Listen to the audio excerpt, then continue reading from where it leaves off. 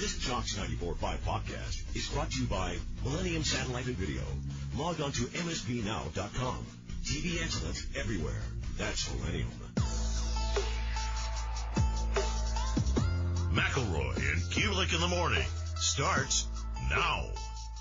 Great conversation on sports wagering, kind of where it is, where it's going. Along those lines, we have updated point spreads for week 1 of college football that we'll get to after we visit with Kristi Dosh, who's with us now on the Higginbotham hotline. And Kristi, there are whole new avenues of NIL that are being explored in college football. The creativity is something that we should never doubt when it comes to finding ways to exchange money in collegiate athletics. How creative are we getting as far as new and innovative ways to share NIL funds with college football players, basketball players, etc.? It's really crazy how much it's changed in just 5 years. Today's the 5-year anniversary of NIL, and I was thinking back to what these deals looked like on day one, and it was with, sports nutrition companies and cell phone providers, and now we're arguing about how much money multimedia rights holders can push towards athletes. So it has changed quite a bit, and I think, this need to go above and beyond that rev share cap and to find the money from more places, donors, I think, have sort of not hit a ceiling, but we kind of know what we can expect from the donor base. So once we get past that, we've got to figure out what's the next place we can get that money from, because the budgets are only continuing to grow. Kristi Dosh joining us. You can follow her on Twitter at SportsBizMiss, Sports Business Reporter. You visited with multiple G5 schools talking about hiring a general manager. You came up with some ideas that they may have if they couldn't afford that right now. I used to think probably the most important non-on-field position for a college football team would be strength coach. Some people may say athletic director based on what they had the power to do. Some people would now say general manager. How important is the general manager position across college football right now? It looks really different from one school to the next. I mean, you've got Andrew Luck out at Stanford, who on the org chart is over the head coach. Now, you don't see that in very many places, but the general manager carries a lot of power. And it's sort of interesting. Some general managers are moving around with the head coaches, and obviously those two are very aligned and working together, and they intend to continue working together. But in other places, we see head coaches leave and not take the GM with them. And so it just varies so much. And in Power 4 schools, you've got a GM and an assistant GM, and, you maybe have 4 or 5 sports that have GMs, but then I get down to the group of 5, and maybe if they're lucky, they have a GM for football, maybe also a GM for men's basketball, but some of them don't have one at all, or they're using a 25-year-old with a data analytics background versus some of the Power 4 departments that are hiring former professional GMs. I teach at University of Florida. We have Dave Caldwell, who was the GM in Jacksonville. I live just outside of Jacksonville, and I remember when he was here, and now, he's come out of the pros and is over with the Gators. So that GM position varies so much from school to school, but the job function doesn't vary. It's really about figuring out how your school is going to approach roster evaluation, how you are going to stay within whatever budget it is you do have above and beyond the cap, if you're lucky enough to be able to go above the cap, and then figuring out how do you retain the talent you have while also evaluating the talent you think is going to become available in the portal. I mean, it is an around-the-clock, around-the-year job. And for schools that are lucky enough to have, multiple positions watching this sort of thing, it's a little easier. But at the group of 5 level, you've still got the head coach doing a lot of these things. And frankly, I think a lot of them would like to move it off of their plate. Kristi Dosh joining us on the Higginbotham hotline, talking NIL and maybe the future of some levels of college football. I want to stick with, because you said you spoke to multiple administrators at the G5 level. This is a little bit of a different direction, but are there conversations happening? It's a question that I have almost daily as it pertains to what will at one point become the second level of college football. Who is talking about what's next for this level of college football? If there is a playoff model that is sustainable, if a big breakaway were to happen, where they would go, what they would do, are any of these conversations taking place currently?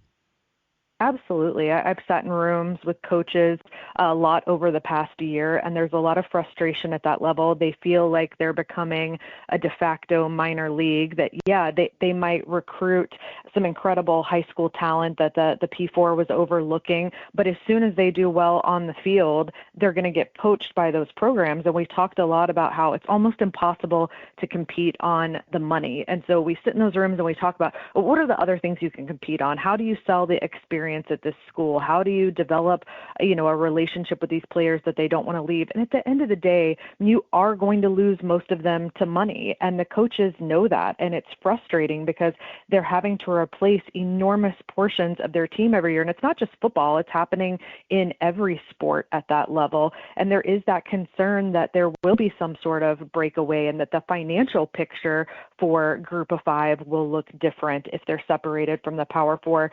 I don't think any of them have any answers at this point. They're just trying to get by right now and figure out, what's the best thing we can do with what we have right now.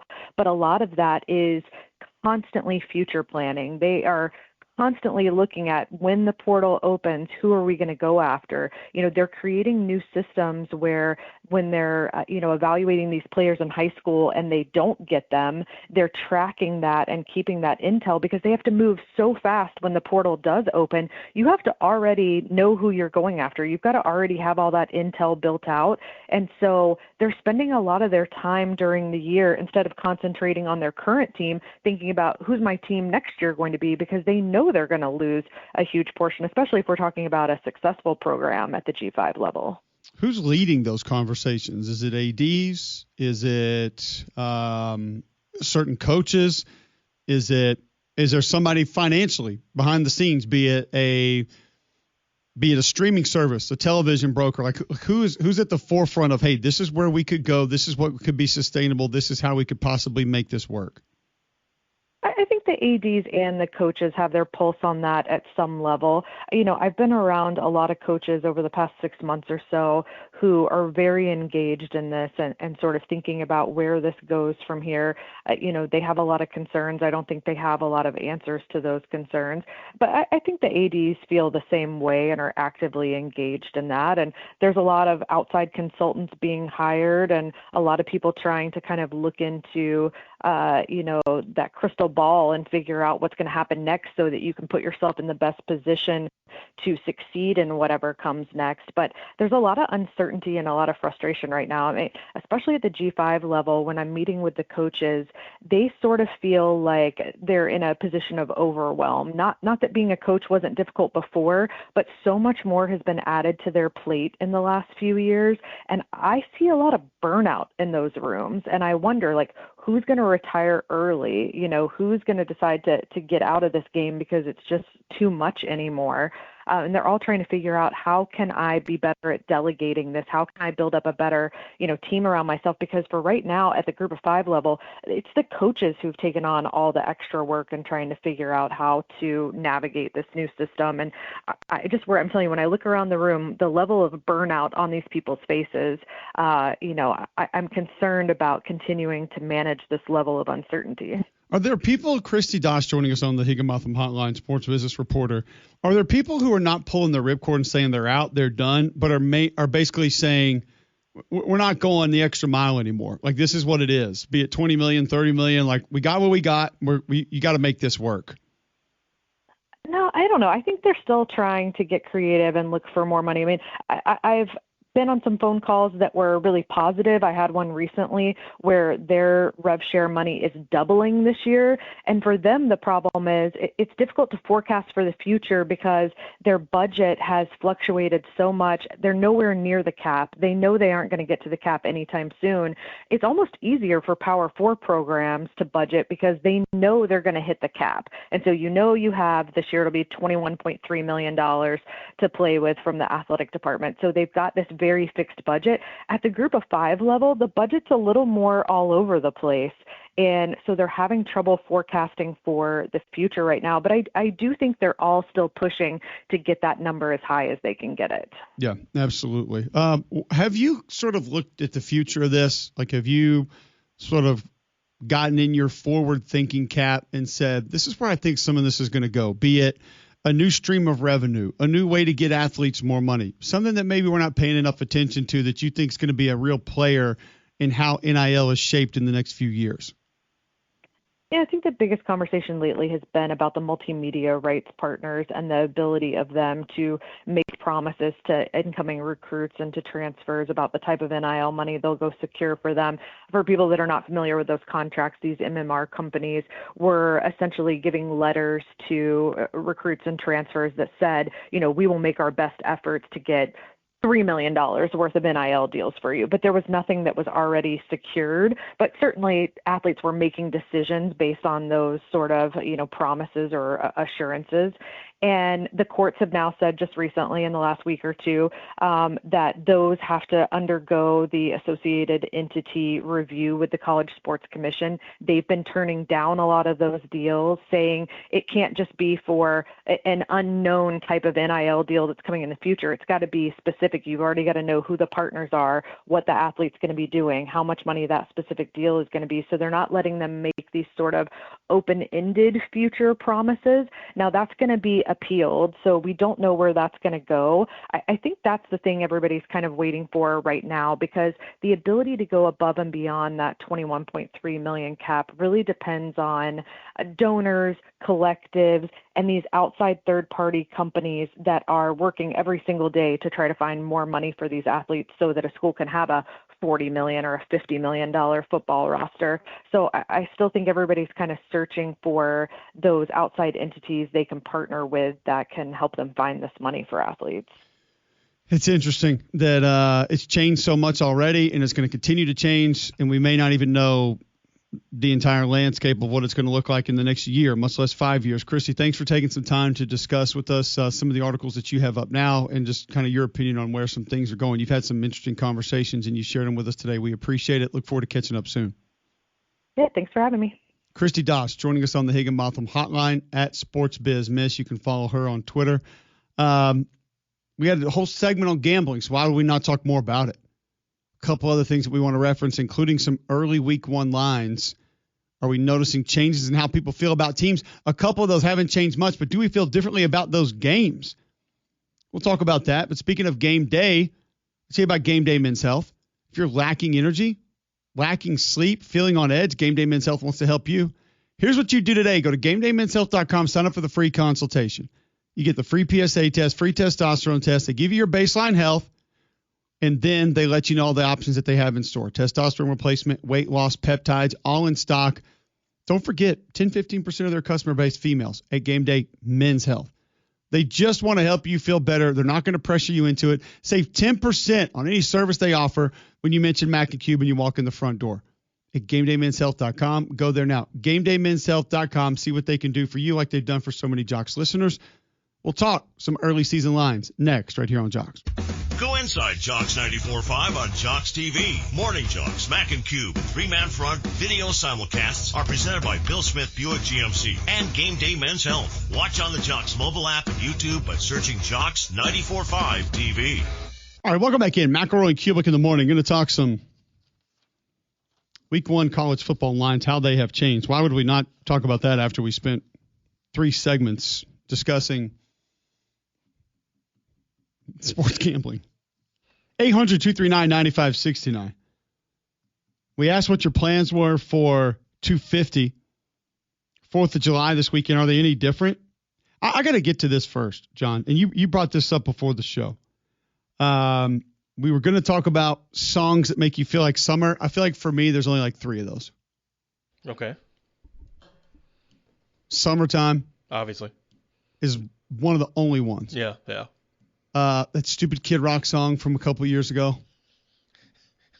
What else? You got to be more specific. What else? With no, him. there was one that was like about summer. It's Kid Rock. What was one? I'm trying to think of others that specifically scream summer to me, and there's just not many, because I think it's different for that summer. Certain songs say that summer. No, very true. I wasn't necessarily. No, I know what you mean. That, you just mean in general. Yeah. Because you could go Despacito, whatever, from what 10 years or so ago. Man, that song was everywhere. Like Wipe Out from the Fat Boys.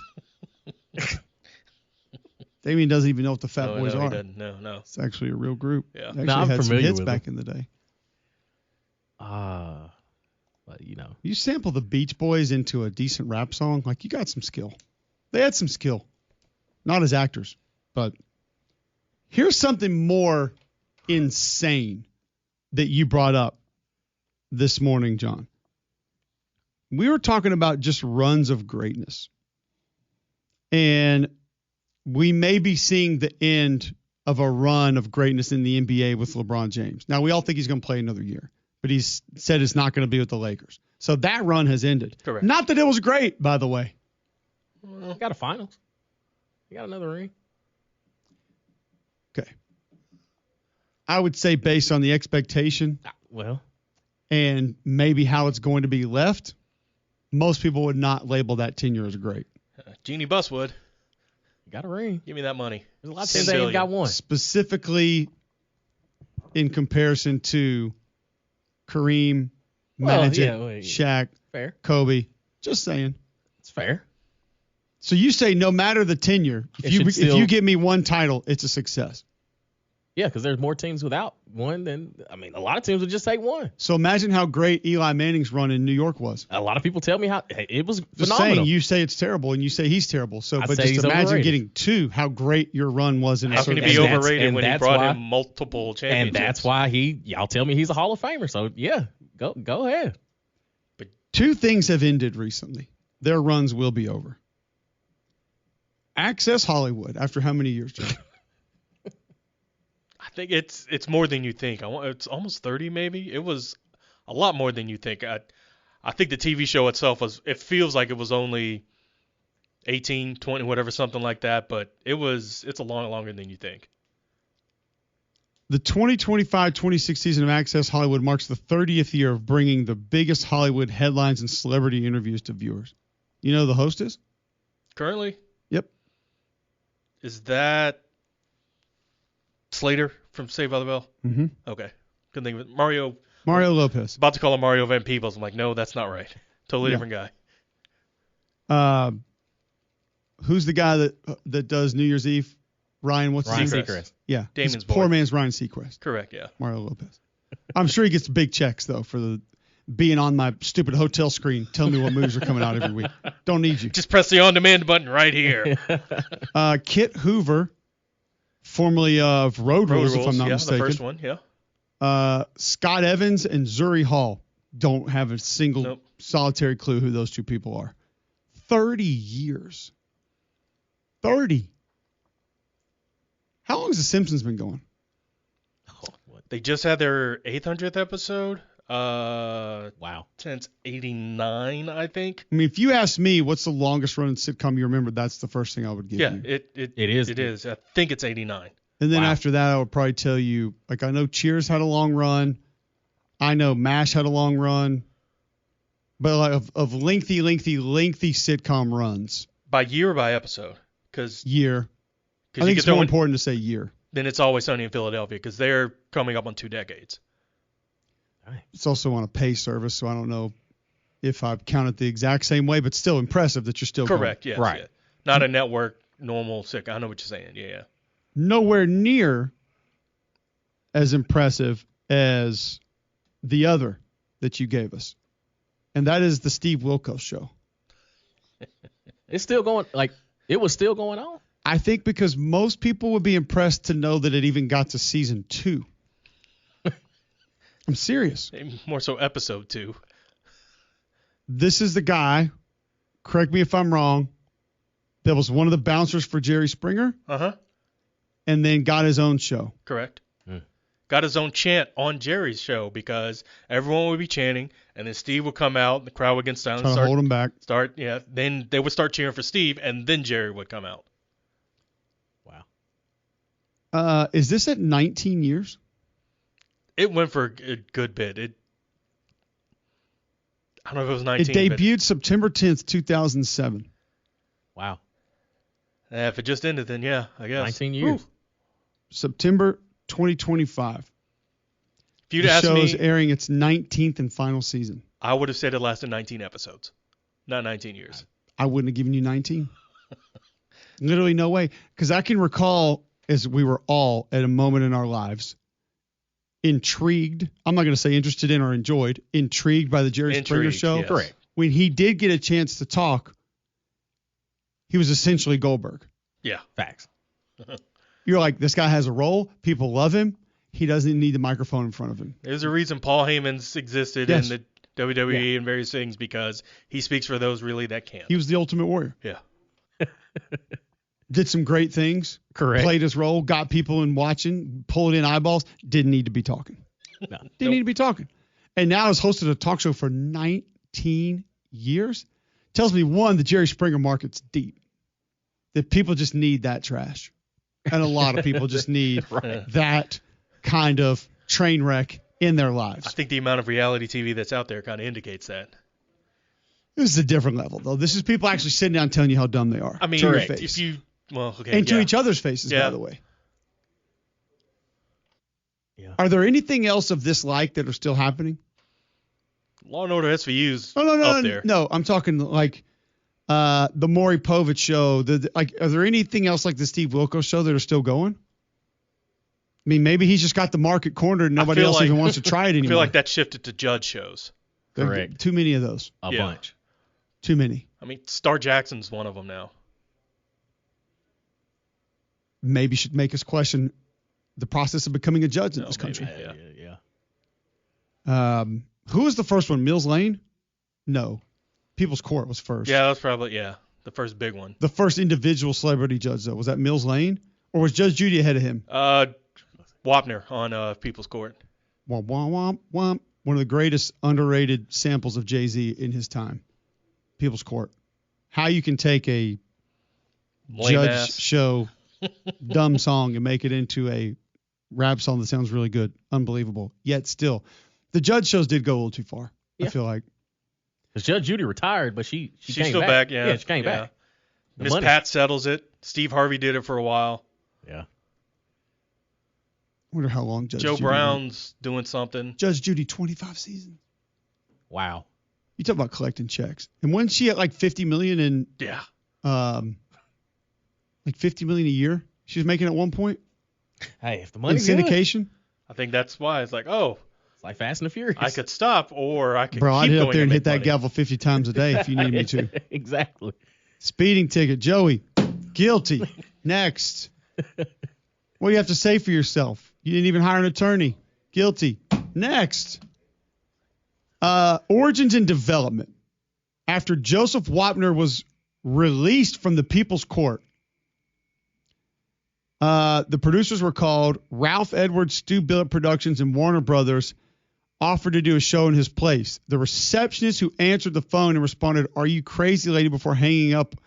Earlier that same year, February 1993, Los Angeles Times article on her reputation as one of the toughest family court judges in the country, written by Josh Getlin, blah, blah, blah, blah, caught the attention of 60 Minutes, aired a segment on her. Segment brought her national recognition. Days later from its airing, led her to receive an offer from a literary agent who wrote her first book. Tell me that's not the name of her first book.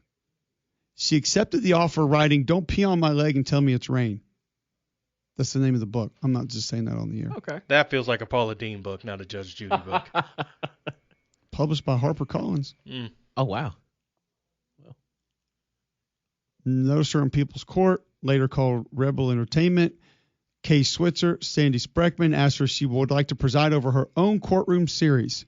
She eventually accepted. Rebel Talent Agency used a pilot episode to pitch it to big ticket television. President Larry Little in 1995.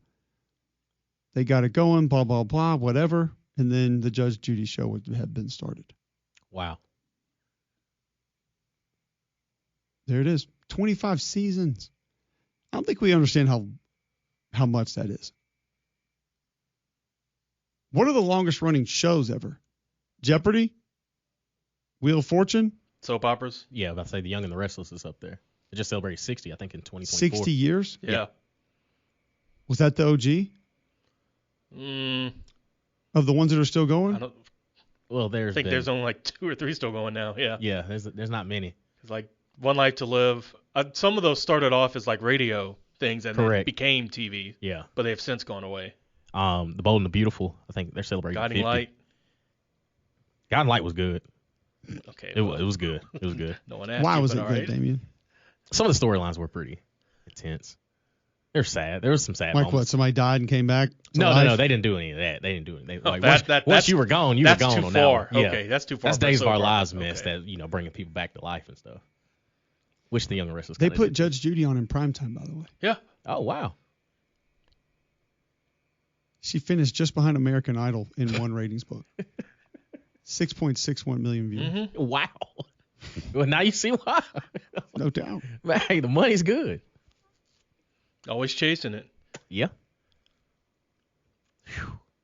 The people involved that were coming to have their cases tried in front of her on television, $250 each. You put all your business out there For for $250. $250. To be fair, some of those are like for under $1,000. Correct. So you're getting paid to go to court. How many times did that happen? Probably looking at it as I'm going to lose here anyway, so I might as well get Get my at money, least yeah. my court If I costs lose, covered. I at least get some of it back. Yeah. Get some TV time. Just wild to think about it. What's more wild is how Tom Izzo would just show up and sit in the audience for Judge Joe Brown. Like Michigan State's Yeah. Tom Izzo. You'd see him like, what? Wow. She saw her program extended for the 2014-15 television season, and her salary increased to $47 million. Yep. Her next Judge Judy contract will be signed with CBS March 15th, the 19th season of her programming as part of a $47 million contract. And here we are talking about NBA players. All right. I'd do it too. I understand, Judge. Judge Judy's making Patrick Mahomes money 10 years ago. Yeah. She reset the market. Her final contract renewed to CBS in August of 2017, late in the show's 21st season, extending the show for one additional season to its 25th. The terms of the agreement included her submission of the Judge Judy episode library back to CBS, which has allegedly furnished her with an additional annual income of 35. $100 million. Oh, my. Yeah. Like, I understand, Judge. I love how they're like, the move allows CBS to replay the show. Like she cares. It doesn't matter. Probably not watching it anymore with $100 million coming in. The money's already been made. Folks, you can invent a channel and put it on replay for 24 hours. Give me my money. That's insane. I bet We it good. is. I mean, that's half the channels that are on your various smart TVs now. We play Correct. stuff like Mad Men, Walking Dead, Seinfeld, just Yep. on repeat and just funnel money right to those people. Forbes named her the highest paid host in November 2018 because of that $47 million salary. With the combined annual income of the library in 2018, she earned, oh boy, $147 million. She's living a good life. Living. Yeah, she's Net living a good worth? life. Anyone? I'll go 1.2 bill. I'll go 500 million. Between 440 and 460, somewhere in that range. She ain't spending her money right. She's okay. She's doing okay. No, it absolutely is. She's doing well. fine. If you're getting 100 mil or so a year on your quote only worth 400, some investments went bad. Okay, so we'll roll that into what runs are we currently seeing in college football that we think will continue or maybe discontinue? Because it doesn't look like consistency is going to be college football's friend moving forward. We'll discuss that next right here on Jock. The capital of the sports talk nation. This is Jocks 94.5 and JocksFM.com. Birmingham. All right, welcome back in. McElroy and Cubelic in the morning.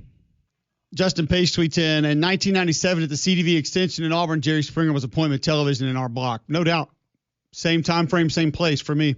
Absolutely. You had to see it, but you just didn't believe the things that were happening. Going back to our gambling, Jolly tweets in, legalization means you cannot be prosecuted or lose your freedoms because of gambling. However, you can absolutely lose your financial freedoms by gambling.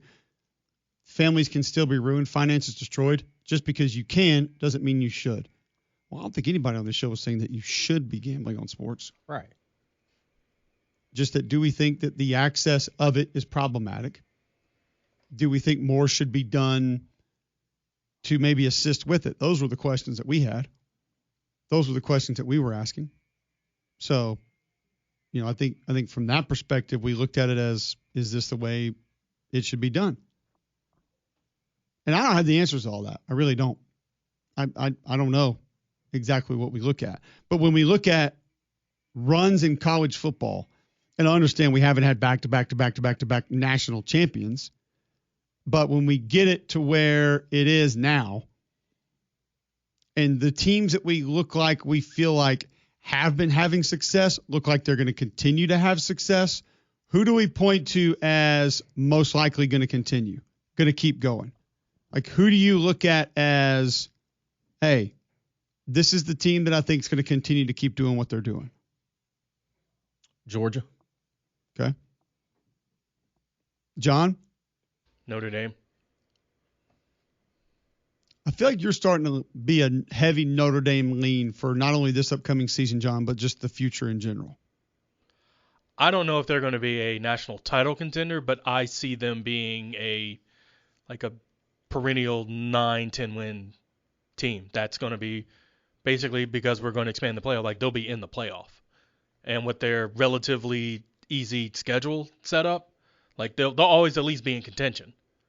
So they're never, I don't think that I'll never say never, but I highly doubt I will see them consistently have a 5 or 6 win season. They may fall off, quarterback may get hurt, or pull a Florida State, and okay, they had a bad year, they went 8-4, but then bounce right back up and be 10, something like that. I expect them to be around and in the conversation. I feel like Notre Dame's getting that love in the preseason, though.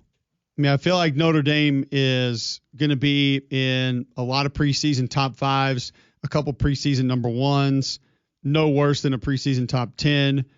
Not that Georgia's not going to be in a lot of those places, Damian, but I do believe that, and it's almost impossible for us to say people are sleeping on Georgia,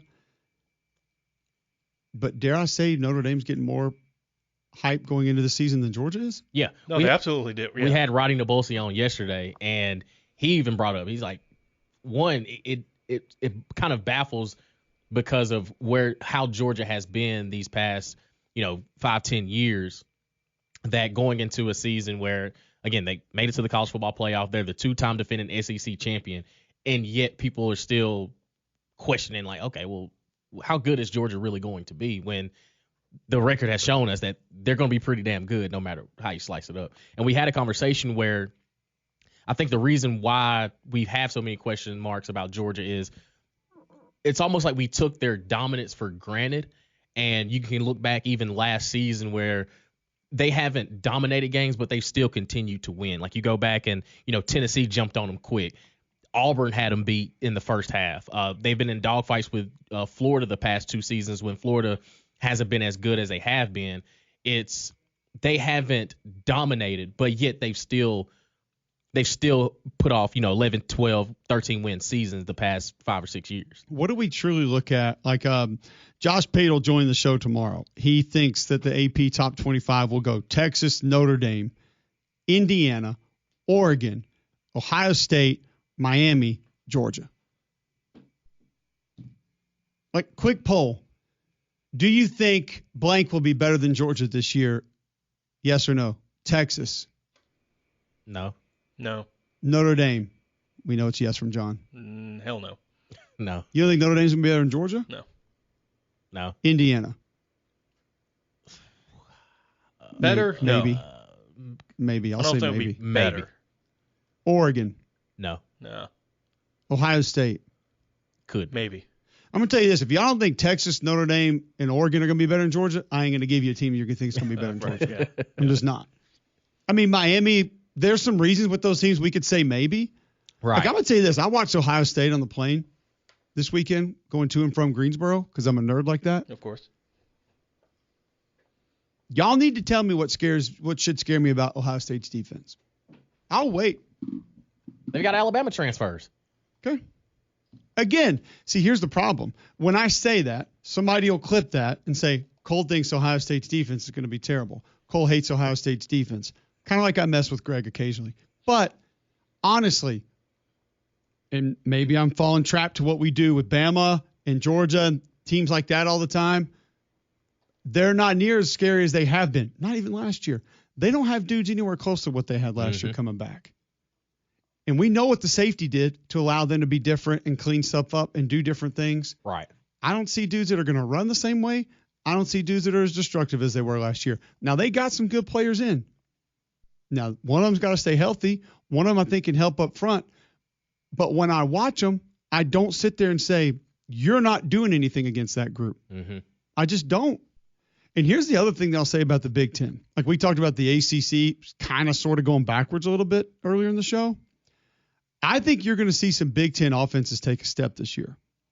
Now, does that mean they're going to finish top 10 in total offense? No. USC's offense is going to be pretty good. Correct. Oregon's offense is going to be pretty good. I think the Michigan offense can take a step. I think the Illinois offense is going to continue taking steps. So you got another new quarterback in there, but he's going to be. I think Minnesota's offense is going to be a lot better than people think this upcoming season. Do you think Penn State's offense will be more consistent? Ooh, that's tough. Consistent, yes, but how good? I don't know. Right. I can't tell. I think Northwestern's is going to be better. By the way, are we in or out on Northwestern's Sir Lancelot Knights of the Round Table uniforms? I don't have to see it. I'm going to be out. Yeah, you're out. Yeah, I'm going to go ahead and tell you. point. They don't look good.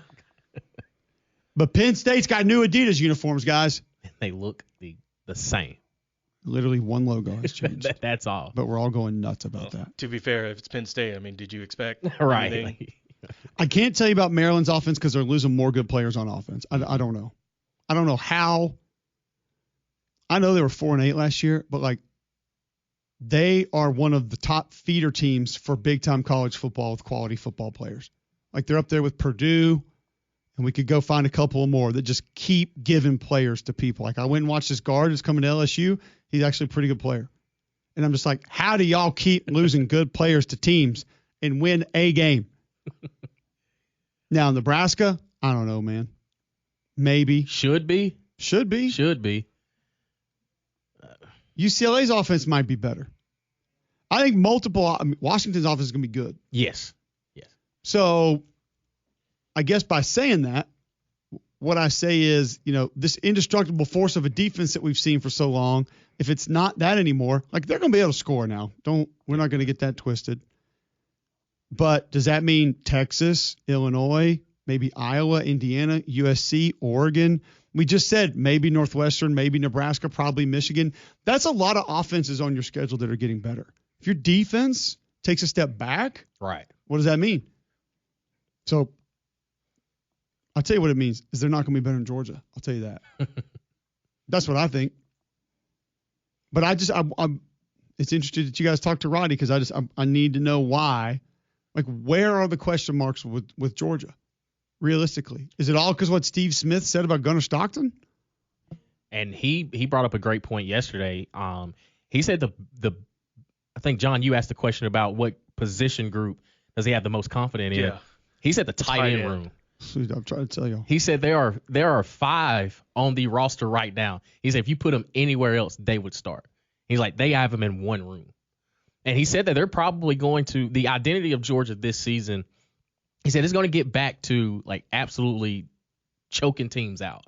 Like, that's the mindset. And he's like, the biggest thing that Kirby has been able to do is, like, he doesn't have to, necessarily go to the portal unless he needs a plug and play here and there.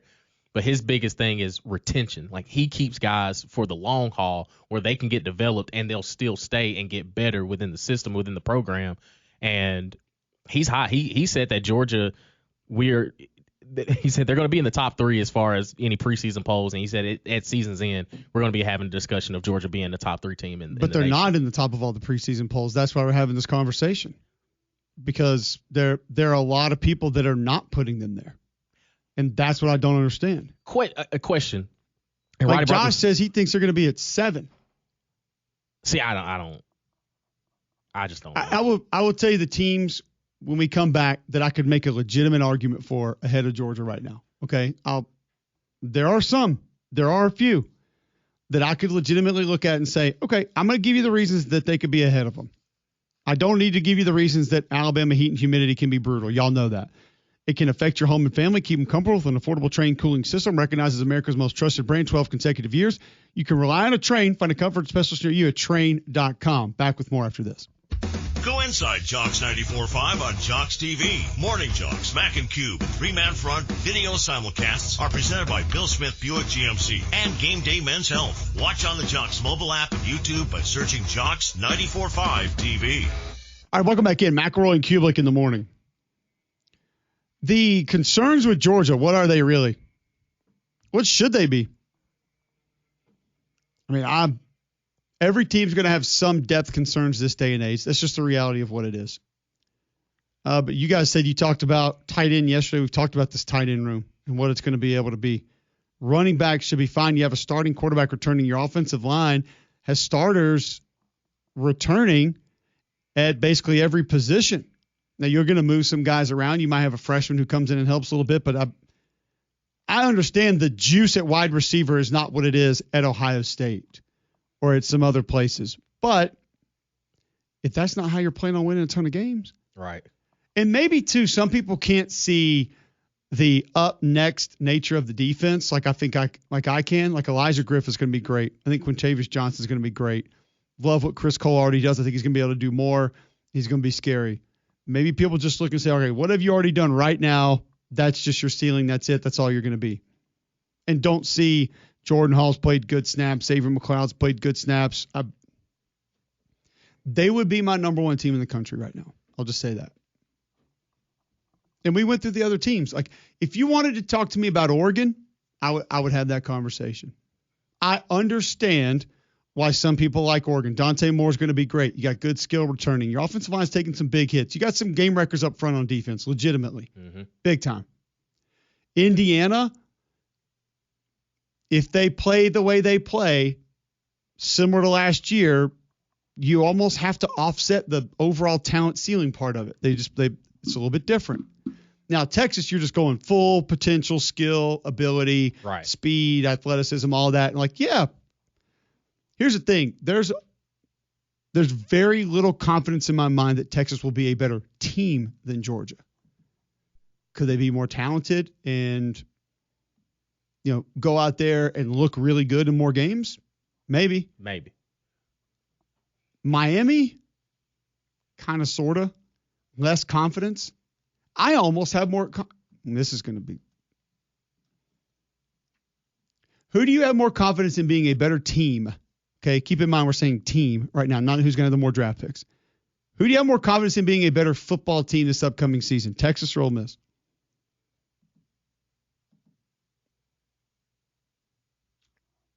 I still say Ole Miss. Notre Dame or Ole Miss? I say Ole Miss. Yeah. Oregon or Ole Miss?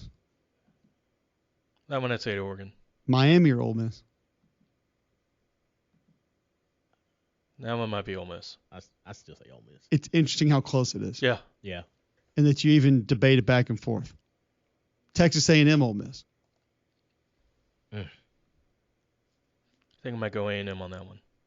By the way, we need to have a conversation about Marcel Reed tomorrow. Apparently, he wants people to start calling him a quarterback. What are we? What? Like, he's changing his first name? What is he?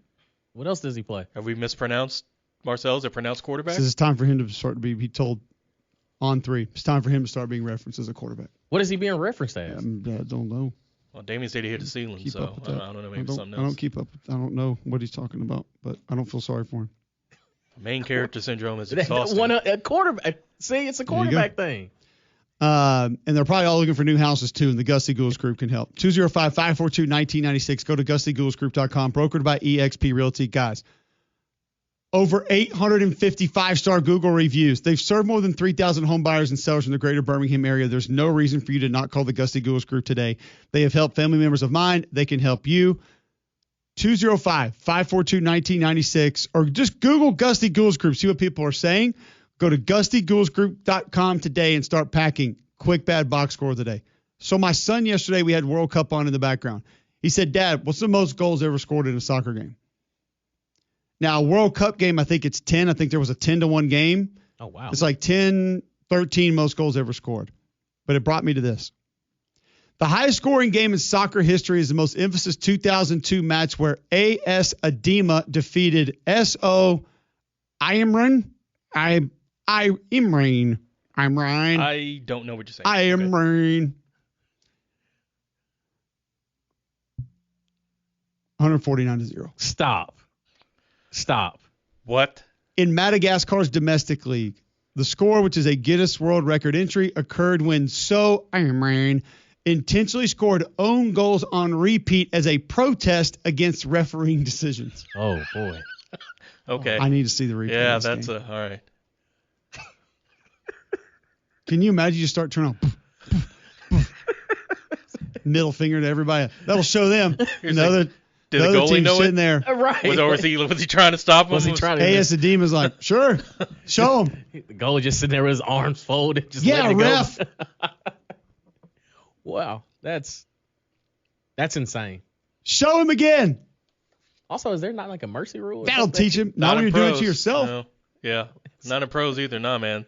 149. Like, I mean, at some point you get a little tired. I honestly need to see a replay of that game. I need video evidence of that. Top level professional game. Arbroath defeated Bon Accord 36-0 in an 1885 Scottish Cup match. Okay. That Scottish Cup back in the day, that was a competitive league too. That was different, man. That was a different time. You think the 1800 Scottish soccer, they just don't do it like that anymore. International match, Australia defeated American Samoa 31-0 during a 2002 FIFA World Cup qualifier. Ouch. American Samoa's too rugged for soccer. Right, that's what I'm saying. right, yeah, yeah. They probably had 1,500 yellow cards in that game. tried in wrestling. Let's see what it looked like. Yeah, let's do rugby next. Yeah. Let's see how that goes. They can have soccer. In that game, by the way, Archie Thompson scored 13 goals. Oh, Archie. 13 That's goals? a good day. Sometimes you're just locked in. You're dialed in. You're hot. I need to know how many were own goals in that game. It's insane. Like, at what point did they just start saying, you know what? Score for them. What? There had to have been a guy or two that was against it. He's like, wait I'd a minute. hope so. Guys, we're Oh, losing. man, my bonus hinges on me not doing this. Come on, guys. Guys, it's 52-0. It's not going to look better if we kick it in our own goal. Just keep This'll going. show them. This'll show them. Top that three-man front. This is McElroy and Cubelic in the morning.